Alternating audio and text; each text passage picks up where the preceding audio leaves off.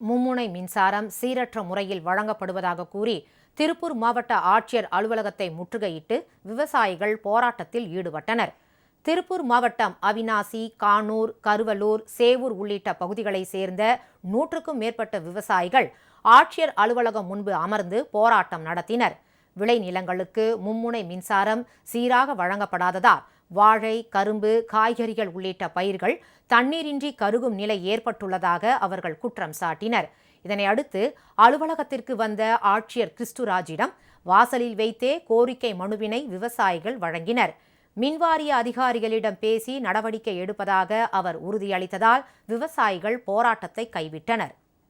இன்னைக்கு வாழைகள் வாடிட்டு இருக்குது, கீரைகள் வாடிட்டு இருக்குது, எல்லா பயிர்களும் இன்னைக்கு தண்ணி இல்லாம கடும் வறட்சியில் இருக்கிறோம். அப்போ அந்த தண்ணி எடுத்து மேல கொண்டு வர்றதுக்கு மின்சார வாரியம் மும்முனை மின்சாரம் வழங்காததால மிக கடுமையான பிரச்சனையை தமிழ்நாடு மின்சார வாரியம் ஏற்படுத்தி கொண்டிருக்கிறது. திருப்பூர் மாவட்ட ஆட்சியர்களை சந்தித்து ஒரு மனு கொடுக்கறதுக்காக வந்தோம். பிரச்சனை தீரலன்னா 2 நாள் அவரே நேரடியாக வந்து ஆய்வு பண்றேன்னு சொல்லியிருக்கார். ஆக மாவட்ட ஆட்சியருடைய இந்த உறுதிமொழியின் அடிப்படையில் நாங்கள் மனு கொடுத்துட்டு செல்கிறோம்.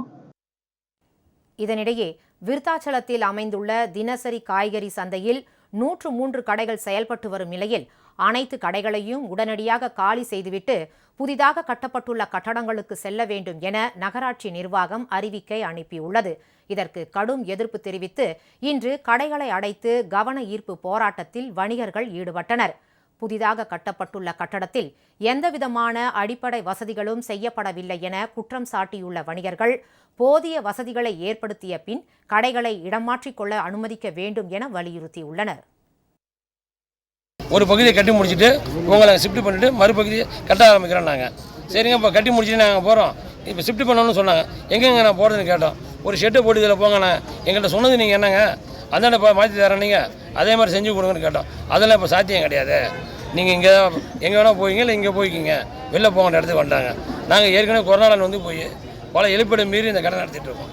இதை நம்பி குறைஞ்சது ஒரு 90 கடை, சில்லை கடை 120 கடைகள், 500 வியாபாரிகள், 1500 ஊழியர், 2000 பேர் இந்த 2000 குடும்பத்தை நம்பி வாழ்ந்துட்டு இருக்கோம். அதை அவங்க செவி சாய்க்காமல் எங்களுக்கு என்ன திட்டமாக தான் பார்க்குறாங்க. மக்களுக்கு திட்டமாக திட்டத்துக்கு வரும் மக்களான்னு தெரில.